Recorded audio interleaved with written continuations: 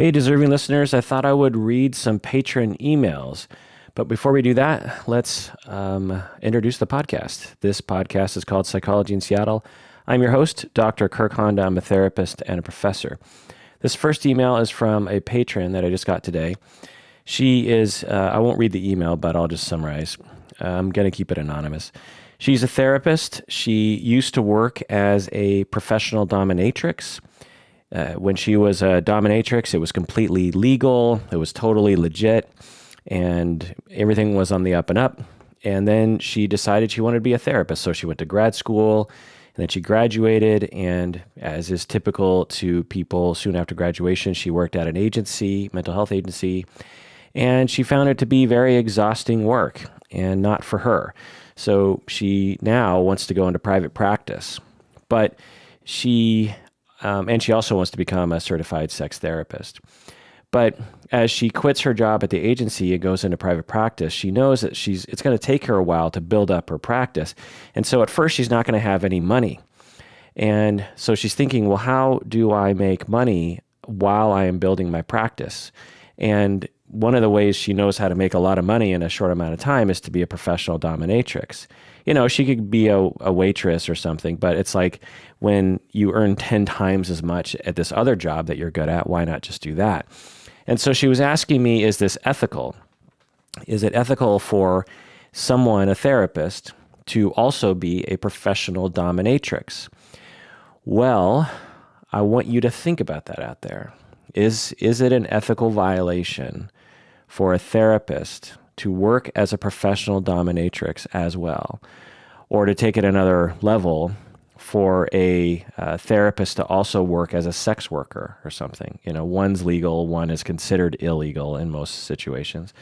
So those are just kind of some questions here. So the knee-jerk reaction for many, I'm positive, would be absolutely not. It is absolutely an ethical violation and should never be done. This is, bad practice.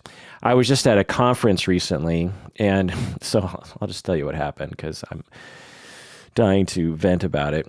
So as some of you know, I went to a conference and I gave a presentation on using social media to enhance your clinical practice. And in that presentation, I briefly, but I think thoroughly, went over the various different ethical considerations that people, who want to use social media to enhance their practice have to consider as therapists. There's issues of confidentiality, multiple relationship, professional relationships, competency, privacy, harm to clients, benefit to the society. There's a lot of different principles that have been mulled over in a scholarly manner for decades, and I have been mulling over for many years myself. And since I started this podcast, and before I started the podcast, I have been revisiting the ethical codes and how, because I use social media to enhance my practice. And so I have been, thinking about it a lot. But in the presentation, the sort of vibe or thesis that I had in the presentation was that it's totally ethically possible to have a podcast or have a YouTube channel as a therapist, or have a Twitter, or have a Tumblr, or have a Snapchat or something, and be a therapist. You can be a therapist and absolutely use social media to enhance your practice. And if you do it in the right way, which isn't actually that hard, you can absolutely avoid ethical violations. So that was my talk. And I fielded questions from the audience, and there were, a couple questions and concerns about ethics, but really I think I just presented it as I've been doing it for 10 years. Other therapists have been doing it for a long time, and everything's fine. As long as you just follow some guidelines, you'll be okay. And so I didn't ask the question, is it unethical to do this? Because I feel like it's an obvious answer that it's totally fine to have a podcast or have a YouTube channel and operate ethically, right? I think all of you who listen to this podcast can attest to that, I guess. I don't know. So I give my talk and I end it. And this guy comes up to me and he's like, hey, I really liked your talk. And so, we're chatting. And I was like, oh, cool. And then I leave, and my class at the conference is over, and later in the day I go to another class, and it's on social media. It's like the ethics of using social media. So mine was like how to use social media to enhance your practice, and this other class was just on the ethics of using social media. And so I thought, oh, well, I wonder what they have to say. So I went to that class, and it was that guy who came up to me at the end of the class. He was teaching the class.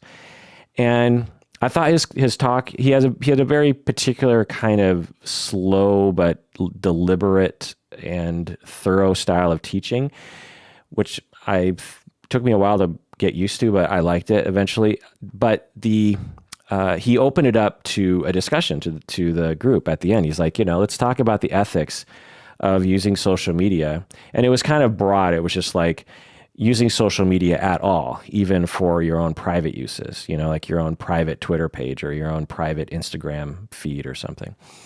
And the consensus among those who were talking was that using social media at all as a therapist was inherently unethical. There's this one woman, and God bless her, she's older. I've said this before on the podcast because I've seen it before. I have seen older people, it's usually older people, and by older, I'm talking like over 40, these people, and I'm over 40, but but particularly if you're over 60 or 70, they will, when you bring up the idea of social media, Facebook, YouTube, podcasting, they will say that therapists can't do that sort of thing, that it's inherently an ethical violation. This goes back to an old school notion prior to the internet existing that therapists need to be completely off the grid in terms of a public face. Like you can't have any public you can't do anything public, which of course is ridiculous. Freud was public from the beginning. Jung was public. Adler was public. Melanie Klein, Karen Horney, all the greats had a public persona. They gave interviews. Winnicott had a radio show back in the 50s, and you can actually still access that. So people have been using, so there's that. But anyway, I just want to say what this woman said. She's like, so my husband works in computers, and he knows everything about computers. And what he said was that everything on the internet is not secure, that anything can be hacked into or found out. So therefore, I have decided that it's unethical for therapists to have even a Facebook page. So I canceled my Facebook page. So she's talking about her personal Facebook page, just her personal page where she might post pictures of her grandkids or something. On my Facebook, it's like I post pictures of my cats and dogs and stuff. It's like, it's unethical to have a Facebook page.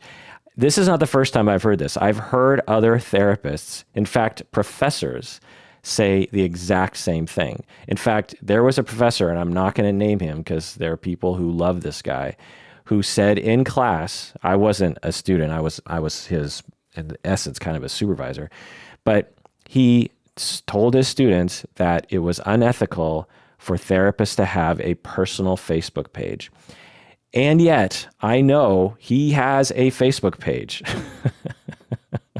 So it's like he's not even following his own teaching. Again, and this professor is a teacher of ethics.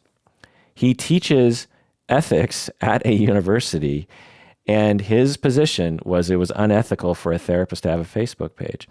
So just to go into some of the specifics on this, and I don't have time to go into it all, but it's the ethical codes very rarely do the ethical codes, and the standard of care for that matter, dictate a very specific rule for us. For example, there are considerations when a client gives us a gift. But some people will interpret that as a rule. They will say, you absolutely cannot take a gift from a client. It's unethical to take a gift from a client. That is not true. It is not an ethical violation to take a gift from a client. It is dependent on the circumstances and your process. If you just willy-nilly took the gift and didn't think about it, then that could lead to a complaint being justified. But if you considered it, consulted, took it, and did a lot of things around that, and same behavior, still take the gift, it could absolutely be considered not an ethical violation. That's the way ethics works. It's not a matter of rules. It's a matter of your process and the circumstances thereof. So when you are using social media and you have a Facebook page, surely having your own private Facebook page in which you have privacy settings that deny access to your clients, and you don't friend your clients, and you post fairly innocuous things on Facebook, like, pictures of your hamburger that you ate. I'm pretty sure that's not, even if your client did happen to come across it or was so interested and hacked into your account and saw, the picture of your dog and your hamburger that you ate, I'm fairly sure that no ethical violation would be found. Clients are not harmed by seeing the fucking food you eat or your fucking pet. Everything is fine, kids. Don't have a heart attack, Now, if you're posting stuff like, I hate my clients, or I hate men, or I hate women, or I hate Republicans, or I hate Democrats, or I hate young people, or I hate people who complain, or I hate depressed people, or, regardless of where you're posting that, that could lead to you having a viable complaint waged against you, because if your client catches wind of that, it's terrible. Plus, the fact that you have that rattling around in your head is questionable anyway. But so that, in a nutshell, that's the consideration. And if you have a public Facebook page, or you have a podcast like I do, or a YouTube channel, where you either talk about, certainly if you're talking about clinical things, that can't be considered an ethical violation.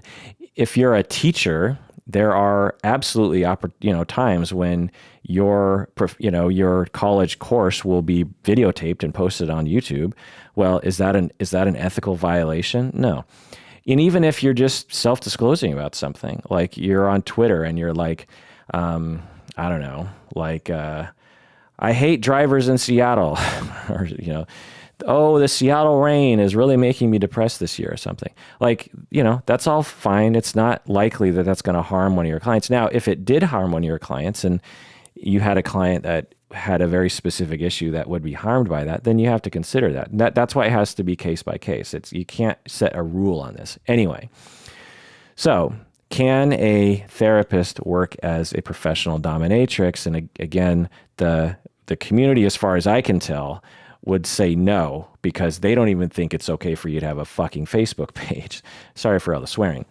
All right. So in a nutshell, there's no ethical code that says you cannot be a professional dominatrix. There's no law that forbids this sort of thing. I always try to make an analogy to other kinds of situations to help illuminate this one, because the thing about this one is, like, depending on how comfortable you are with kink, you might look at this and say, like, professional dominatrix, that's a dirty, filthy, shameful thing. Well, that's your vibe about it. That's your sex negativity vibe about it. It has nothing to do with ethics or laws. So let's get away from professional dominatrix and let's just look at other jobs. So let's say a therapist was also a bartender. It's the same ethical consideration. Because the ethical consideration is, what if one of her clients happens to come across her as a professional dominatrix, either sees her at an event or sees a video or sees her website or even tries to hire her? I mean, maybe her professional dominatrix name is, Queen Bee or something. And she is, it's not clear that she's the same person. So one of her clients is like, oh, I think I'm going to hire a dominatrix. They hire Queen Bee, and then Queen Bee shows up at the house and they're like, oh my God, you're my therapist. Okay. So when that happens, that's when, so that's the dual relationship, right? That's the potential harm. And yeah, that absolutely could harm one of your clients. And so there are ways of accounting for that. But let me, before getting into that, let me just make an analogy to other kinds of jobs. If you're a bartender, A client could walk into your bar not knowing you work there and then go, oh my God, you're a bartender in this bar. Now, that's a sticky situation, but it's not an inherent ethical violation. There's just things you have to do to avoid it. For example, with the bartender example, all you would have to do is just tell all your clients when you first meet them is say, by the way, sometimes I work as a bartender at this one bar, and I would appreciate it if you didn't come into that bar because ethically speaking, I can't interface with it. It's difficult for me to interface with you outside of the office. And essentially, if you walked into my bar, I would have to go home and I could lose my job. So I'd appreciate it if you didn't come into that bar. You can go to all the other bars, but just not that one. And if you ever have questions about that, feel free to ask. I work as a bartender because I'm still building my practice and I need that money or something like that. Or if you're also a physician, say you're a physician and you're a therapist. Well, what if you get hired as a physician? Maybe you're an OBGYN and your client hires you as to deliver their baby. Well, you're going to say, I can't do that. That's a dual role. That's not necessary. I'm not going to do that sort of thing. What if you were also a plumber or a waiter or a podcaster, for example? My clients, some of them listen to this podcast. I have an inherent dual relationship with those clients. Does that mean I'm automatically breaking the law or breaking some ethical code? No, it means that I have to absolutely consider it for the benefit of my clients. And I have, and I do, and have sought consultation and have thought about it a lot, read a lot, taken classes essentially on the topic. And, there's ways you can account for it. The same goes for if you are in a small town. This is always a good example whenever you want to talk about dual relationships, is you're in a small town and the town has 500 people and you're a therapist in that town. Well, and you have 3 kids and there's one daycare in the entire town. And that daycare owner is your client. Well, guess what? You now are in a position where you either have to let your kids roam free in your backyard with no care, or you have to take your kids to that daycare in which your client is the person who takes care of your kids. And in most people in big cities, they'd be like, "Oh my God, that's terrible! You can't have your client taking care of your kids. That's ethically wrong." No, it is not. It's only wrong if you did it like without any other options. But in small communities, you don't have any other options. Okay, so again, let's just go over the ethical considerations and what to do. So, given the way that some clients might react, extra precautions are probably necessary. So being a professional dominatrix is different than a bartender because of the way our culture is. Our culture teaches people to shame this sort of thing, be scared of it, and clients, we can't expect them to be outside of that culture. They're in that culture. And so we can't just, forge forward as if culture doesn't exist. So, for example, a bad situation could be, as I was describing earlier, you're working with a client, you've been working with them for 1 year, and they randomly come across your website, your dominatrix website, and they see you beating men in a BDSM video. That would really be shocking to most clients. Not all clients. Some clients would just be like, oh, okay, my client's a professional dominatrix, no biggie. But some clients would be really shocked by that. They'd just be like, whoa, what? My therapist is a professional dominatrix? Isn't that naughty? Isn't that gross? I don't think I can trust my therapist anymore. These are wrong thoughts. They're, regressive thoughts, but they're thoughts that we can expect people in our culture who have been propagandized a Victorian sexual ethic to think. And this client might be so afraid that they might terminate from you. They might just suddenly just say, they might even be embarrassed. It's like, wait, what do people think? Do they think I'm associating myself with this like filthy person? And they could suddenly terminate with you. And that would result in client harm. It's a reasonable situation that we could imagine happening. And then the client after termination could maybe even complain about you. And so we don't want client harm to happen, and we definitely don't want you to be complained against. So to account for what I think to be, a very possible situation is, number one, you might want to limit your exposure to the public. If your clients can never figure out that you're a professional dominatrix, then this scenario will never happen, right? So if your website, so I could imagine like you have a website or you work for an organization and your face is covered or something, or it's affected enough that you don't really look like who you are, and you go by a different name, right? And say a client comes across the website and the listing and hires you, and then you find out who that person is prior to, working with them.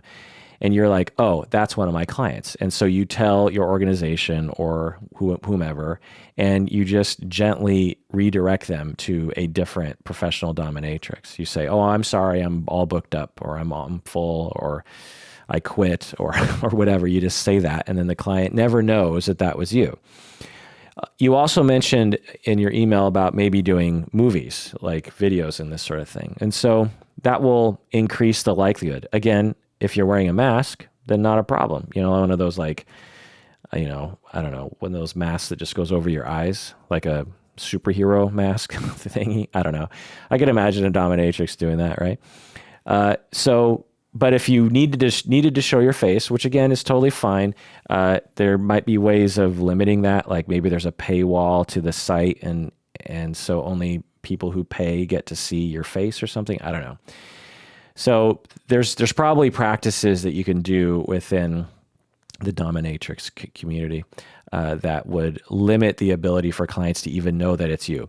By the way, I actually just fielded this question from a colleague of mine who was thinking about going back into sex work, and for the same reason, because they were struggling in their private practice and they wanted to make money to while their practice was building. They wanted to make money because they were having a hard time paying their bills, and they thought, well, I could probably make a minimum wage as a waitress, or I could be a sex worker and only have to work a couple hours a week and be able to pay all my bills.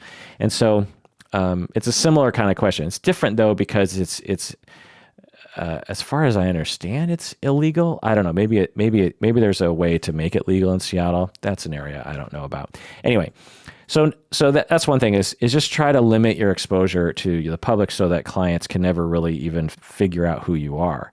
Even if they found out you were a professional dominatrix, they're like, oh, at the very least, they wouldn't have access to you as in terms of your content.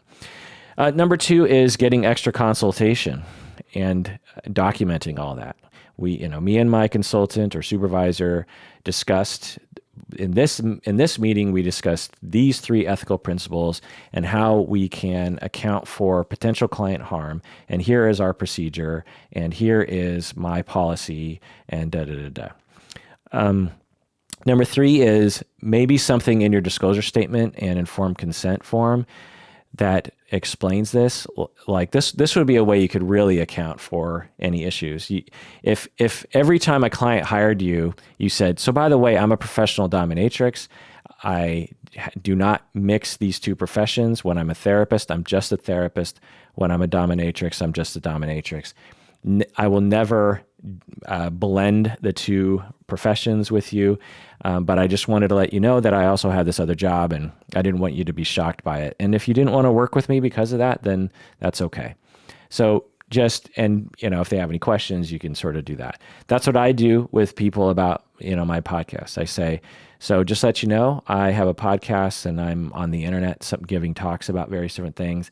And I just didn't want you to be surprised if you came across that sort of stuff. Is that okay? Do you still want to hire me? That kind of stuff. It's easy to manage in that way. And you just give clients the choice. If they hate it and they're like, oh no, I don't want a therapist who podcasts, or oh no, I don't want a therapist who's a professional dominatrix, then that is totally fine. They knew before they hired you, and they have the choice to not hire you. There's plenty of other therapists in the sea. Number 4 is maybe only work with kink-friendly clients until you don't need to be a professional dominatrix anymore. maybe if you only worked with kink-friendly clients who totally understand the ins and outs of being a professional dominatrix, that would maybe solve a lot of issues. Because, one, if you just work with kink-friendly clients, then you absolutely could have that upfront conversation. By the way, I'm a therapist, I'm a sex therapist, and I'm also a dominatrix. Just to let you know, I will never blend the two jobs, blah, blah. And then number 5, of course, as I've been saying, never blend the two roles. Never have clients who hire you as a professional dominatrix and vice versa. You're just always making sure you keep that real separate. Again, I just want to point out that it would be very similar to if you were also working as a bartender or a waiter or a car salesperson or even a podcaster. These other jobs make it somewhat, it raises the chance of a potential dual relationship occurring outside of the therapeutic office. And it doesn't mean that we can't do those things. It just means we have to really think about it to minimize or eliminate harm to client. That's the main issue. All right, so I hope that answers your question. Let's go on to another email. But first, let's take a break.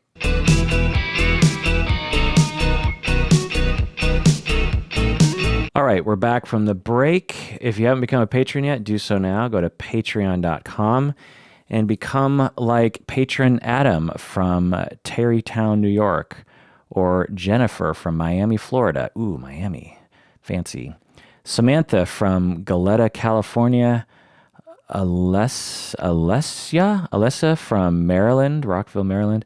Tom from Shoreview, Minnesota. Keith from Great Falls, Virginia. Sam from Seattle, Washington. Hey, what do you know? Actually, I'm looking at your address. You live not too far away from me. I probably actually drive by your place all the time that I think about it.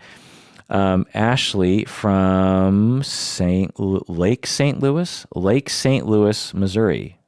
Wow. So there's a St. Louis, Missouri, and a Lake St. Louis, Missouri. Okay. Good for you, Ashley, for confusing me on that one. So yeah, become a patron and be like those cool people. So here's another email from Mabel. Mabel wrote in, I'll just summarize her email. She was talking about how, so on the podcast, I must have said something, and I vaguely remember this, something along the lines of, well, teenagers, they never want to be in therapy. I usually say this in the context of, when you're working with teenagers, they never want to be in therapy anyway. So you have to try to make it fun for them. Like you have to self-disclose more and you have to play games and kind of loosen them up because, teenagers, they hate therapy. Or I might say something like, well, teenagers, when they show up to therapy, they're like, I don't know. Because, some teenagers are like that, and kids for that matter. They'll show the parents will force them into therapy. They come into your office and they're not into it. And so I said something along those lines, and then Mabel wrote in and she's like, actually when I was a teenager, I really liked therapy. I actually sought it out, and I don't even think my family wanted me to go.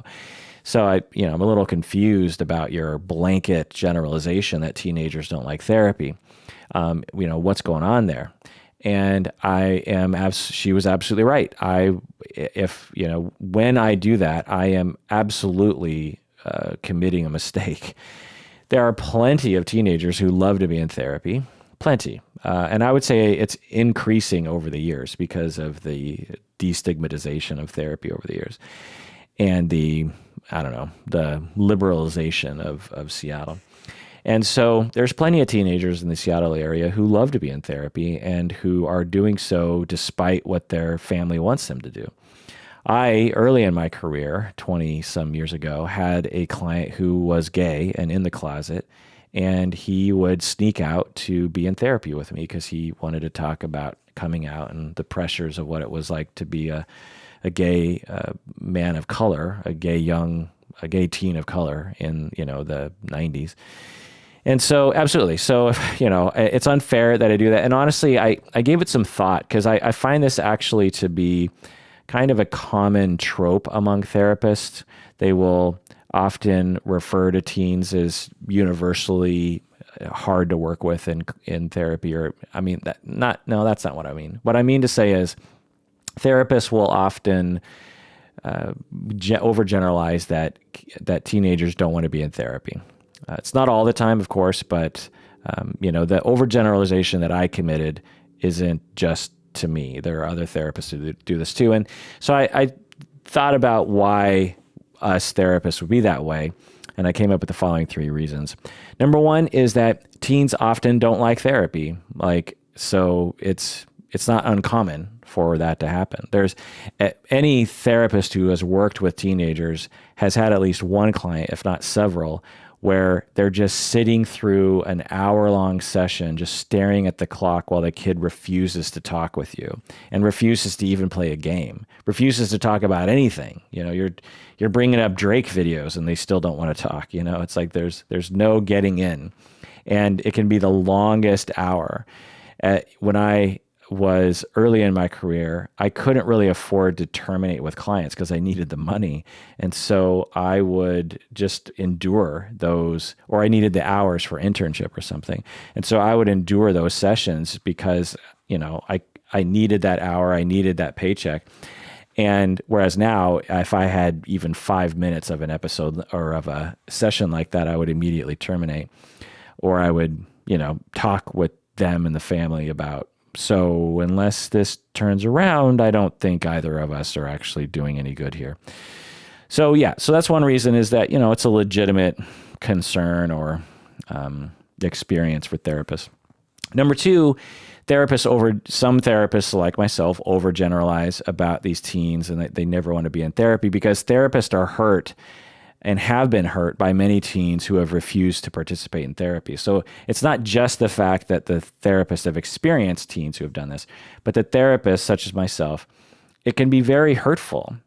As a therapist, you want to make a difference in the world, and you know that you're open and that you're a confidential listener, and you're talking to a 13-year-old and you know that they have issues. They were sexually abused when they were younger. They don't like their parents very much. They're being bullied at school. They're struggling at school with grades, and they come to your office and you're like, man, what's up? And they're like, I'm not going to talk. And you're like, oh, well, that's fine. But, just let you know, I'm not your teacher or your parent. I'm just here to listen. And anything you tell me, I'll keep confidential, unless you tell me you're going to kill someone or kill someone else, kill yourself, or you're going to talk about child abuse. So I'm not going to tell. So you could tell me that you smoked crack yesterday, and I not only can't tell, but I wouldn't want to, because I want you to trust me. Just crickets, session after session, and then you're just like, so what do you want to do? You want to just play a game? You want to draw? You want to watch YouTube? You want to play a video game? Like, we can do anything you want, and you're just trying anything you can to get this person to not make the hour a complete, horrible, boring time for you. I mean, one of the very first clients I had was like this, and I was, about half an hour in, I'm staring at this person, and I don't know what else to do. And by the way, this session was my videotaped session that was going to be watched in class later. So that was another factor. I'm just sitting there going, great. I can't wait for my supervisor to watch this videotaped session. And this is back in the day when you actually had a gigantic VCR camera, on a humongous tripod in the corner of the room.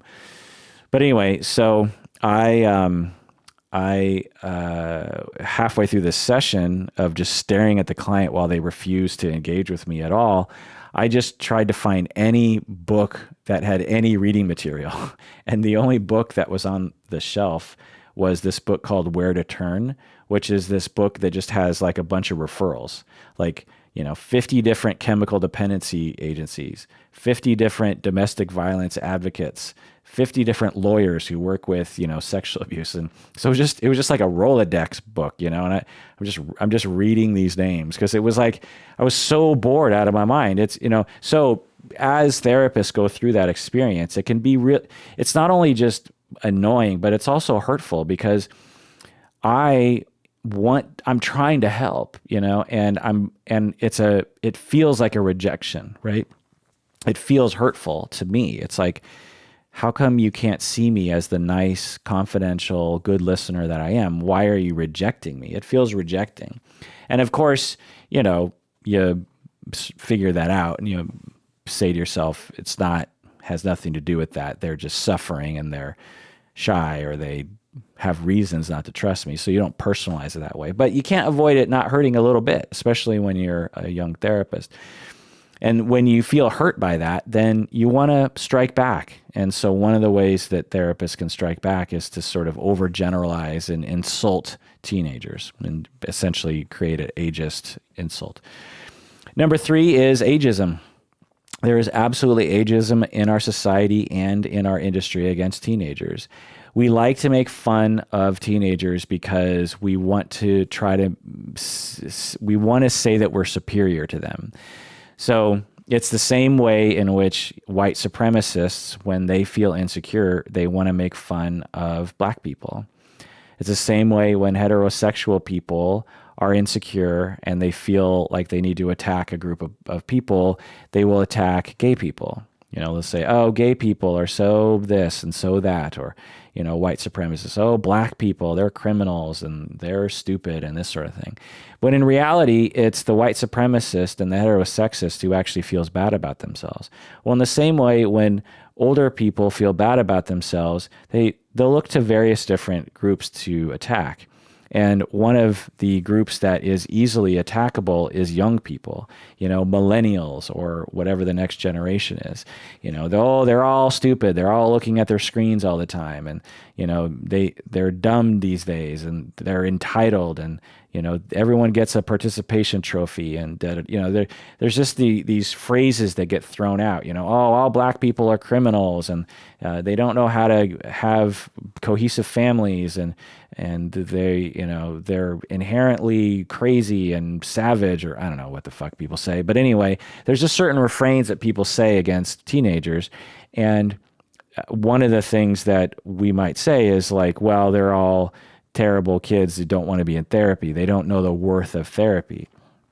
And that's an ageist, thing. And so when I do that, I am committing those are the reasons why I'm probably doing it. It's because of ageism and a insecurity in me and a need to be superior to another group, and also the hurt that I've experienced from probably hundreds of sessions in which I've had to endure a teenager who was at the very least being extremely resistant and at most just completely refusing to participate at all, week in and week out.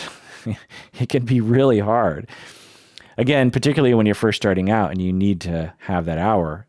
Like I said, now I haven't had to endure a session like that in probably, I don't know, like 12 years, maybe longer, maybe 15 years. So it's really something that plagues you at the beginning of your beginning of your career. So yeah, Mabel, you're right. I was probably being unfair, and know that many teens love to be in therapy. All right, let's go on to another email. All right, this next email is from Patron Christina. Christina writes, Hi, Dr. Honda. Hi, Dr. Honda. Hi, Dr. Honda. How do you compartmentalize all the different aspects of yourself? For instance, you still see clients in your private practice, but then you're a professor with students and you're a supervisor and you're a podcaster. What happens when all those worlds collide? You must have clients who find out about your podcast and listen, and then they realize you present a different side of yourself in your podcast. For example, issues like self-disclosure, cursing, talking about pop culture, divulging your attitudes about various topics, things that I'm assuming you normally don't bring up in a therapy session. And you must have students and supervisees who also interact with you, but also hear you as a podcaster. How does this change the dynamic with these people? How does everyone respond to you once they know certain things about you?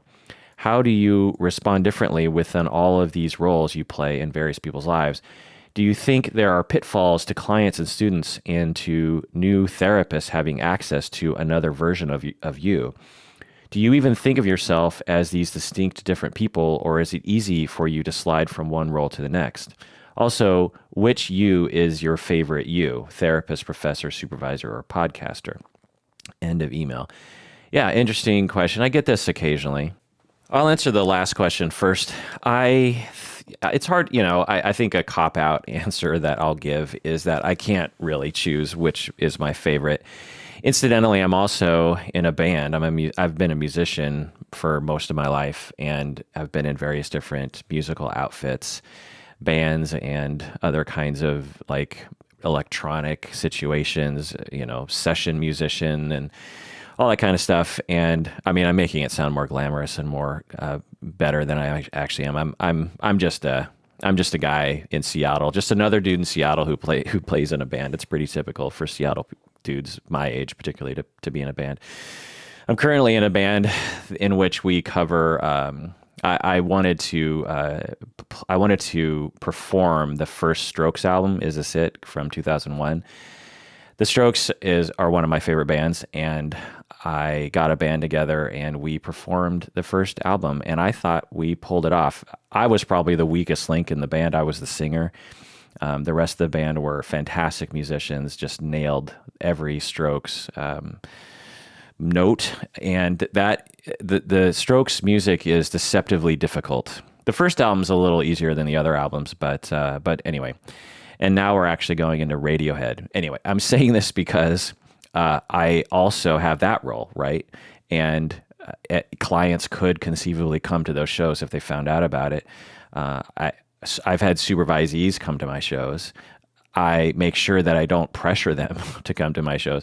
I mean, so one of the, while I'm on this topic, I remember when I was starting out as a therapist, and it was like right after graduation, and my supervisor was having a baby, and she had a baby shower at work, and it was like on a Saturday or something. Normally it would be my day off. And back then, I was working so much to pay off my student loans. I was working, 40 hours a week at the agency. I had commute time, which could easily be like an hour, because I lived in Seattle, but I worked in a town called Federal Way, which was pretty far away from Seattle. And so there was a lot of time spent at the agency and commuting. I was also teaching at Antioch, and I was also starting my private practice that I was doing on the evenings and on the weekends.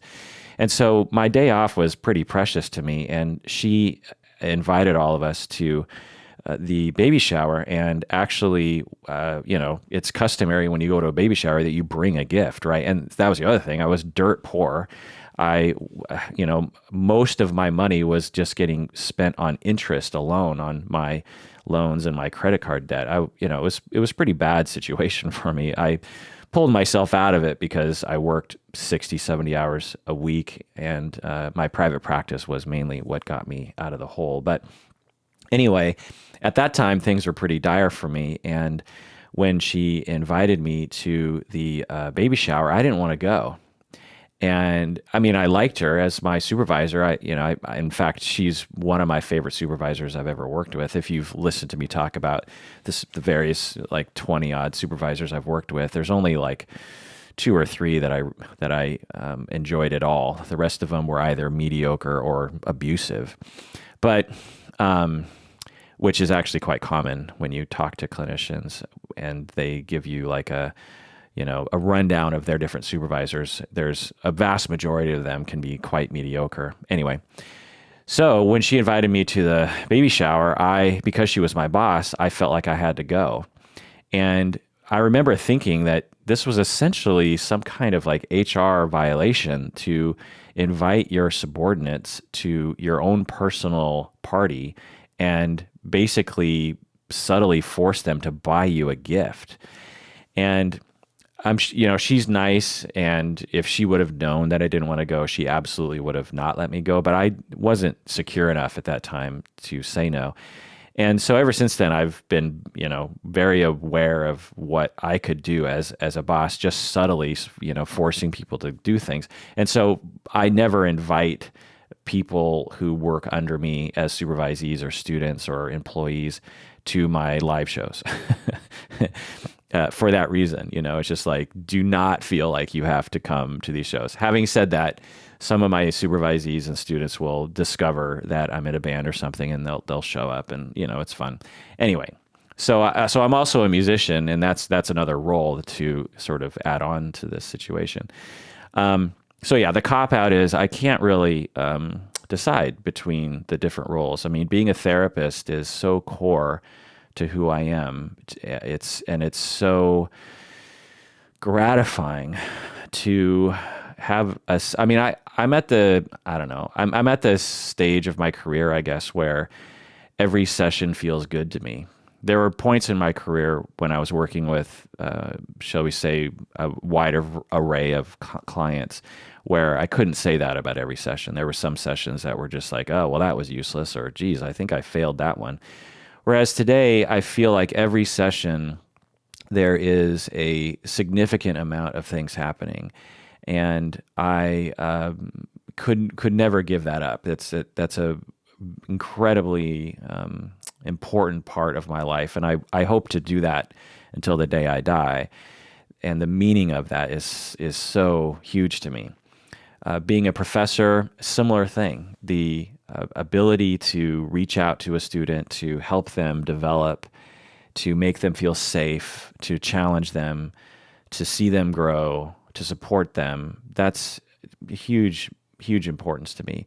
Because, and I guess it's similar to being a supervisee or a supervisor, those roles I also get so much meaning from, because a lot of times these people are telling me about their fine work that they're doing with their clients.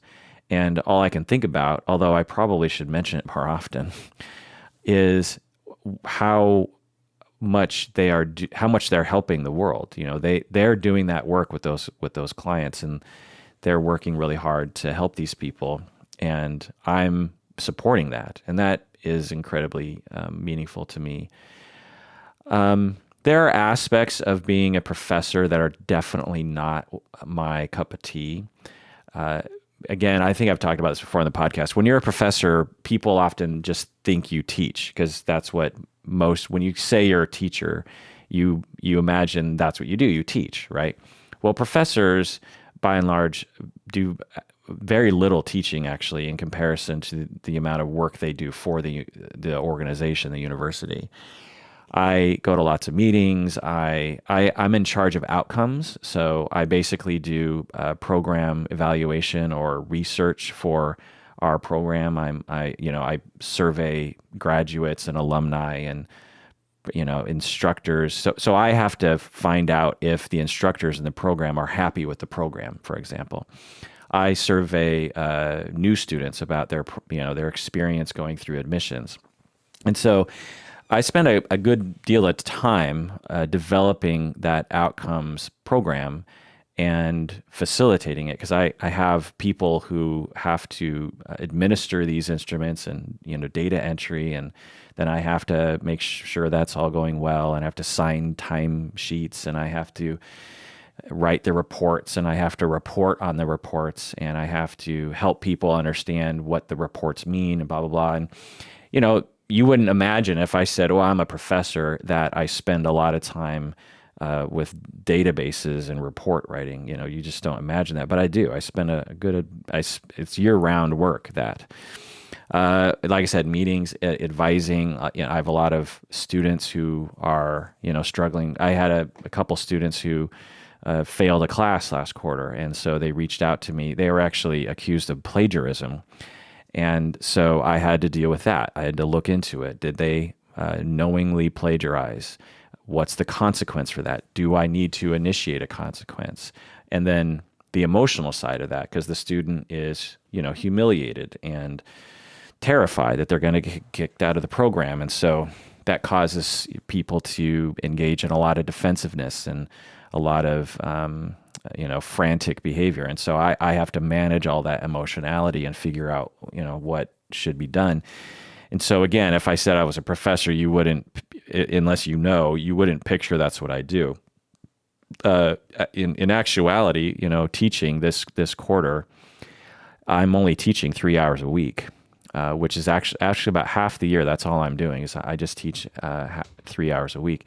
And so being a professor, I definitely could do without some of those aspects. I volunteered to do the outcome stuff, and I willingly and totally want to help students with their situations. But it's not super fulfilling to me to do all that kind of paperworky stuff. and meetings and program development.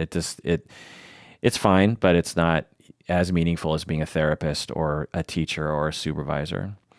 And you also ask about, podcasting. What about that role? That being a podcaster to me, I mean, honestly, if I had to choose, because I thought about it when you emailed me, Christina, I was like, well, let's see. Another way to put this is if I could only choose one of these professions, which one would I choose? And I think I would actually choose podcaster, because being a podcaster, every episode has the potential to be something brand new, to talk to someone brand new, to learn something brand new, to get into something brand new. And it involves everything that is possibly related to psychology and things that aren't related to psychology. We do episodes in which we just talk about, a trip that we went on. And so being a podcaster, really fulfills my narcissistic supply needs.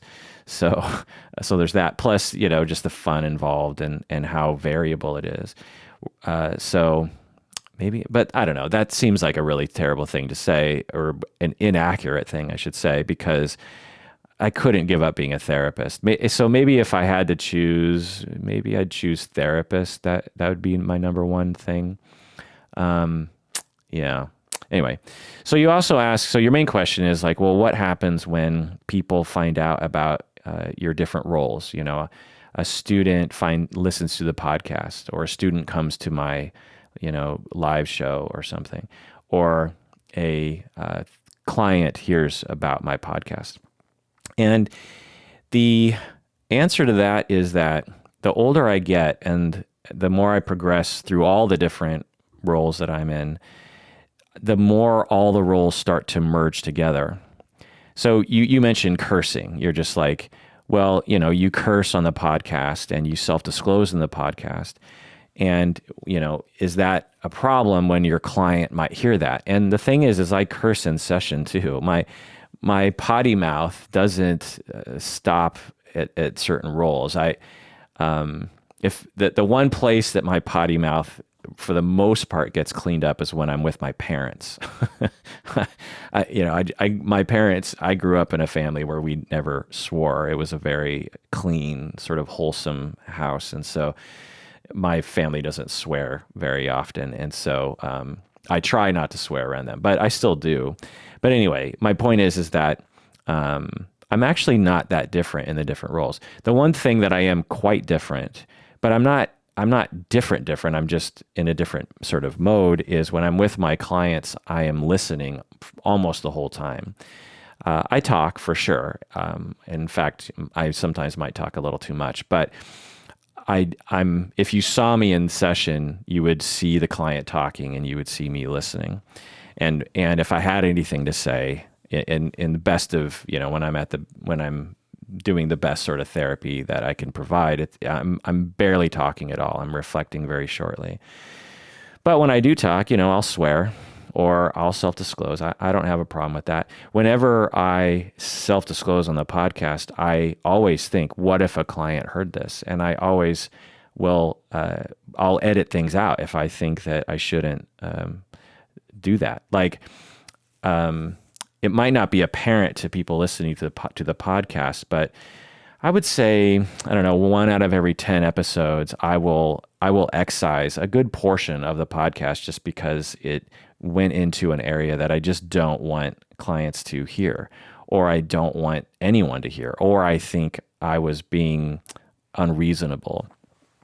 So in the old days, like 5 years ago, I edited out probably 50% of the podcast episodes because at the time I didn't know how to wrangle the co-hosts and myself to stay on track and to not delve into things we shouldn't be talking about in public.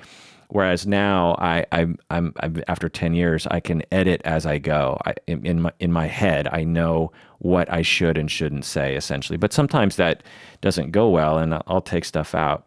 So, but having said that, everything that I'm saying, it might seem unprofessional, right? It might, for some people, they might be like, wow, when you're on the podcast, you're real kind of flip about some things. You curse, you self-disclose, you're very casual. You will make fun of people or something. And that doesn't seem very professional. And certainly, like in session, I'm not going to be talking about the same sorts of things. But at the same time, if a client heard this stuff, it wouldn't, in my estimation, harm the therapy with the client. It does make things a little interesting sometimes because most people don't listen to podcasts, and the vast majority of the human race doesn't listen to this podcast. So it's a very, very few people actually listen to this podcast.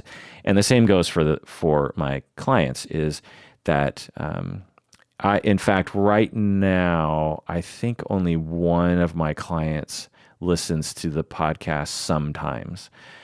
I have past clients that listen to the podcast. I know, at least I think that's what's happening.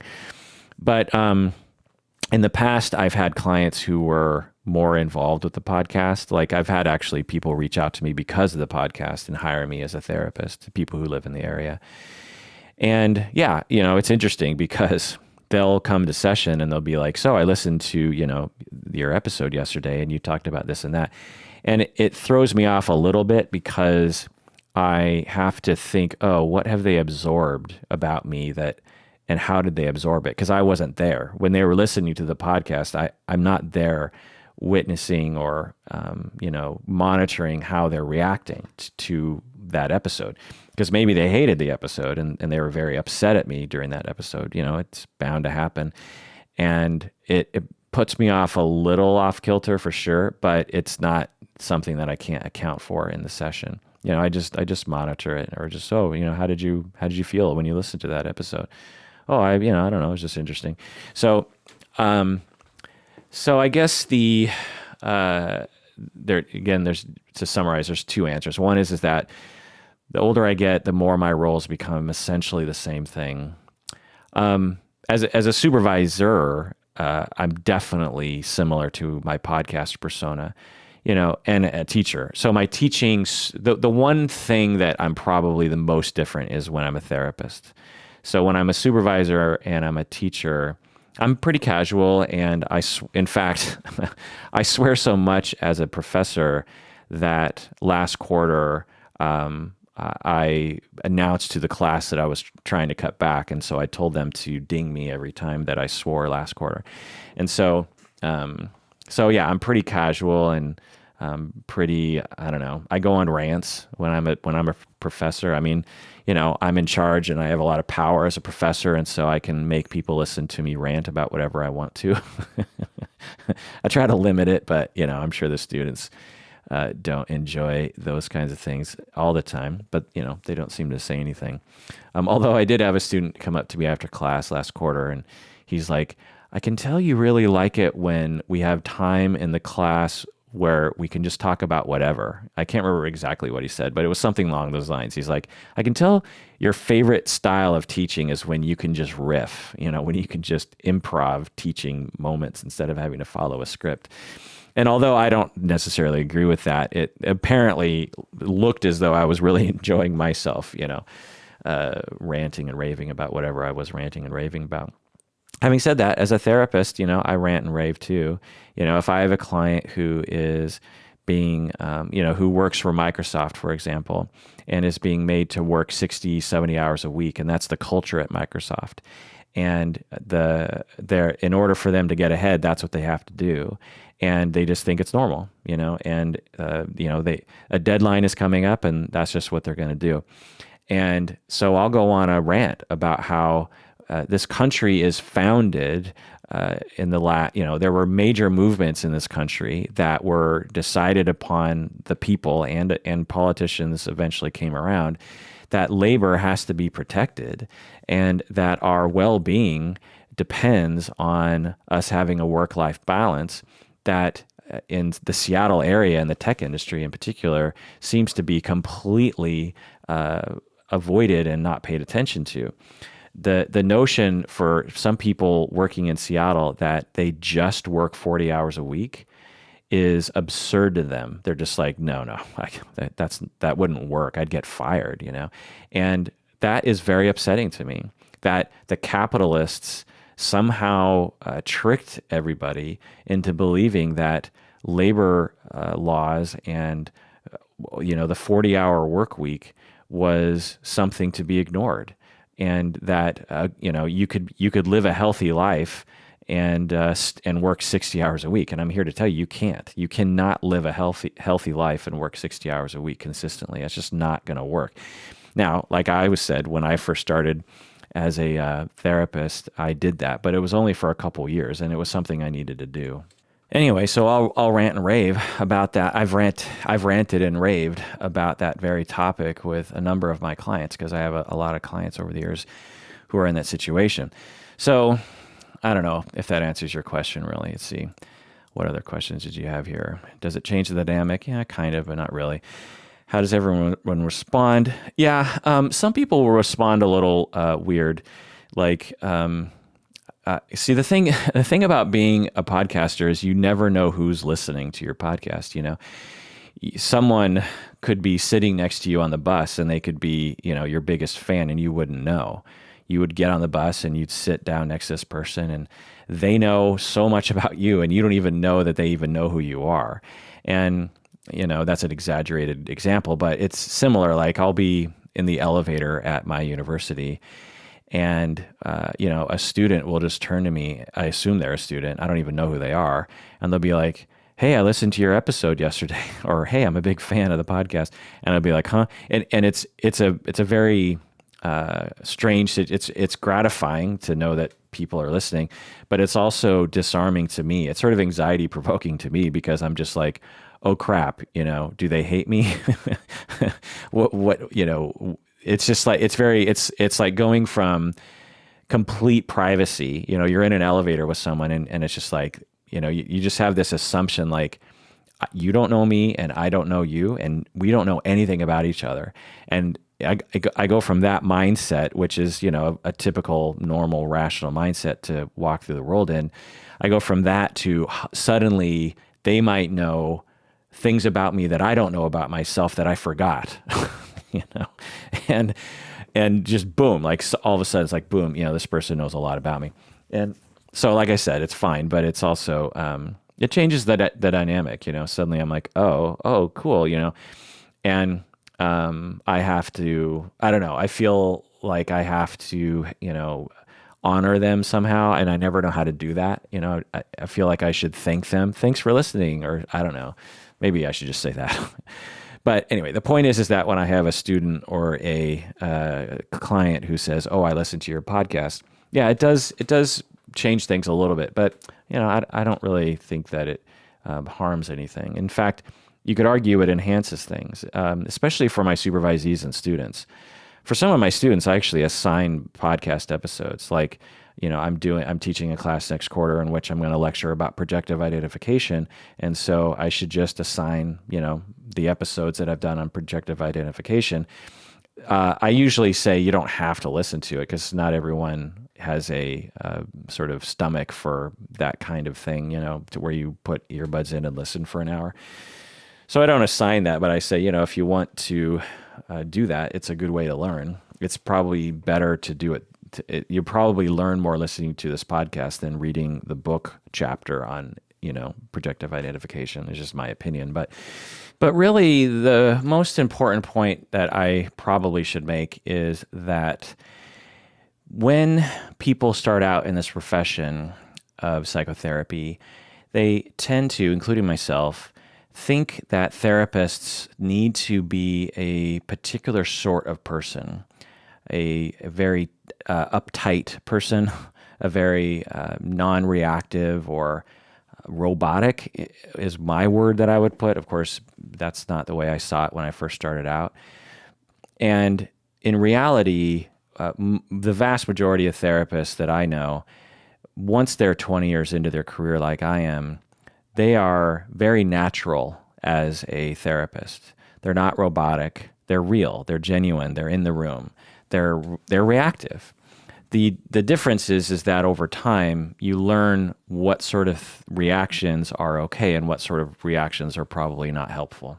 So whenever I get questions like this from people, I suspect that the question is actually coming from a assumption that therapists need to be extremely, I don't want to say professional, because I'm still professional as a therapist, but or somehow like, you know what it is, I think is, and I remember thinking this when I was a novice therapist, that I had a thought that therapists were somehow elevated. They were somehow like, these very special people who just went into a mode of extreme helpfulness.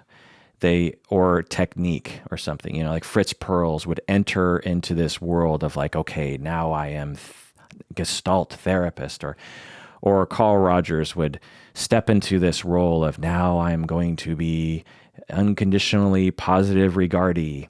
And so there's that notion of like, okay, if I'm going to be a therapist, I have to enter into this mode of now I am a therapist and the tone of my voice changes and I'm much more relaxed and I'm much more this, and over time, like I've been saying, over the 20 years, that the real me that, as I'm just hanging out at home or I'm on the podcast or something, is starting to become more like a therapist. And my therapist me is actually starting to become more like me, if that makes any sense.